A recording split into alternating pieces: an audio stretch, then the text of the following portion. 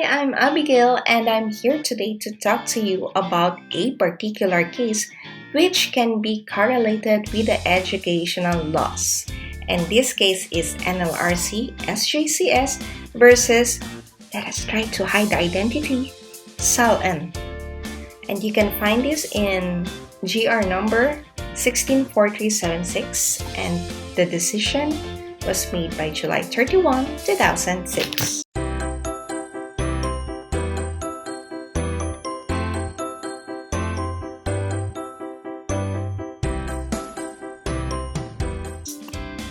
So let's discuss the different people who contribute to this case. First is the NLRC, the National Labor Relations Commission of the Philippines, who has been handling cases when it comes to labor. Next is SJCS, and this is a particular Catholic school where our third person here, which we are hiding under the identity of SALN, is employed. She is a teacher handling algebra, trigonometry, statistics, and analytical geometry for 3rd and 4th year high school students. And then 4th would be different substitute teachers. Let us discuss the different facts involved in this case. First, on February 15, 1999, SALN filed for a maternity leave until March 19.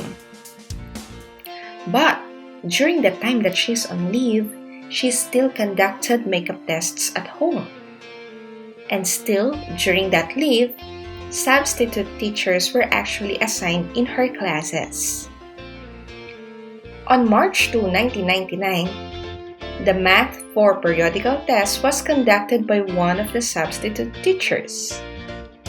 By March 9, the white sheets or the grade sheets were accomplished and completed, and in those grade sheets, some students obtained failing grades in Math 4. Fourth, SALN requested one substitute teacher to deliver the white sheets to her. Well, it was actually sent through a student. Fifth, so when SALN saw the grade sheets, this is what she did. She encircled the failing grades and placed a passing grade beside the encircled. An example is shown here. So under the column DW or daily works, there is a grade of 65 which is marked in red. And so SALN encircled it, and beside she placed the grade 75. She has reasons for doing so, and these are her reasons. First, students could have performed better if she's the teacher or if the substitute teachers were already given during the time that she's on leave. Second, prior her maternity leave, she provided extra projects and activities to pull up the grades of the students. Third, students have good quarter test results before her leave. Fourth, if the students failed, it would be a violation of Section 68 of the Manual of Regulation for private schools. And so when SALN decided to return the grade sheets, these substitute teachers noticed the grade additions made by SALN, and they reported this incident immediately to the head teacher and principal. On March 24, the principal called SALN to his office, gave her a letter, and told her to submit herself to a panel of investigators for tampering school records, violating school policies, and committing misconduct. By March 26, SALN was investigated, and these are the different facts yielded by the investigation team. First, SALN increased the grades of her students. Second, SALN gave tests in her house while on leave. Third, SALN wanted to help students who were failing by asking them to go to her house and do the makeup tests. Fourth, SALN admitted changing her grades. Fifth, SALN argued that she had the right to pass her students as part of her academic freedom. And so the investigation team came up with these three conclusions. First, Sal N had an education malpractice or committed misconduct. Second, she violated Article 15, Section 79, Paragraph B of the Manual of Regulations for Private Schools, and this talks about the basis for grading. Third, she violated Article 17, Section 94, which is negligence in keeping school or student records, or tampering with or falsification of the same documents. And so begin the different filing of cases. By April 19, Sal N received a termination letter. So that means she's dismissed from the school.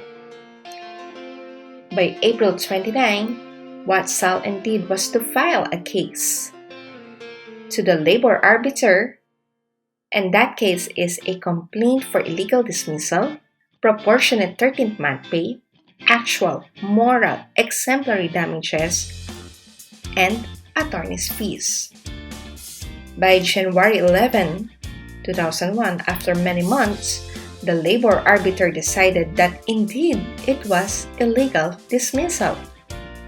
There was no valid or just cause to terminate her employment.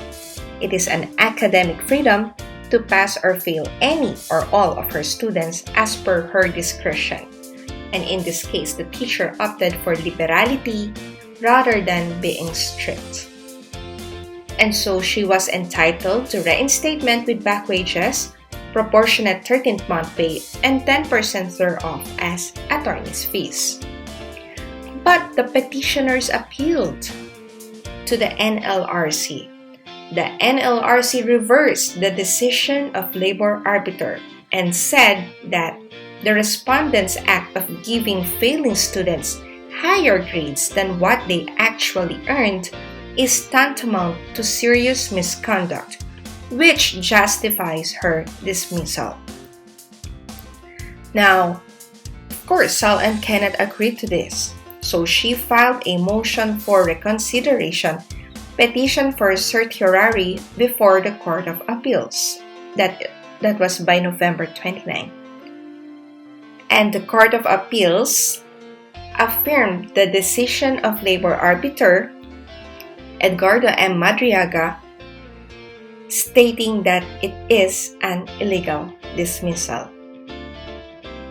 By September 2, 2004, petitioners filed for a petition for review on certiorari to the Supreme Court, and that petition has been denied.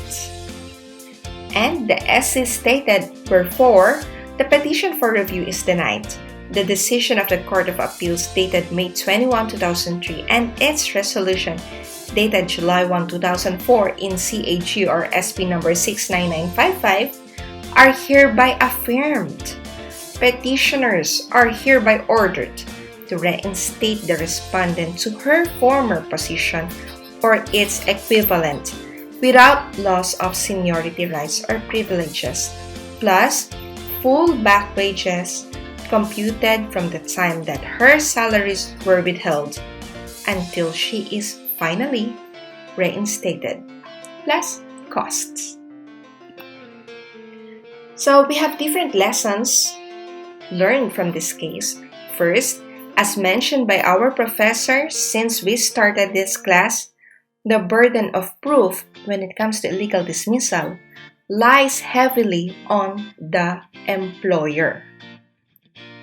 Second, we are given a new concept about academic freedom, and the Supreme Court corrected that concept by saying that academic freedom of faculty members refer to the freedom of teachers from control of thought or adherence of his academic research, findings, or conclusions, and has nothing to do with the discretion of teachers to either pass or fail any or all of her students according to her discretion.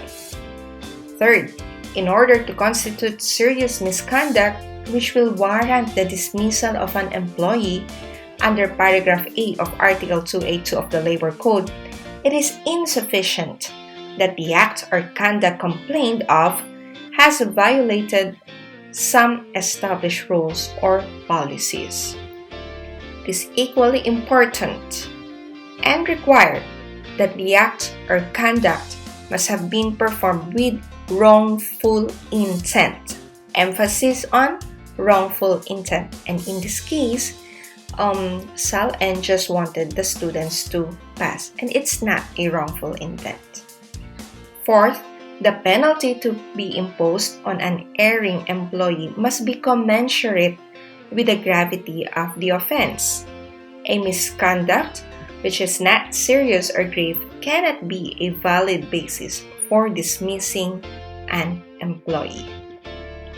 Fifth, and this would be for school administrators, you have to think thrice before you dismiss an employee, because it will be a long legal and financial battle.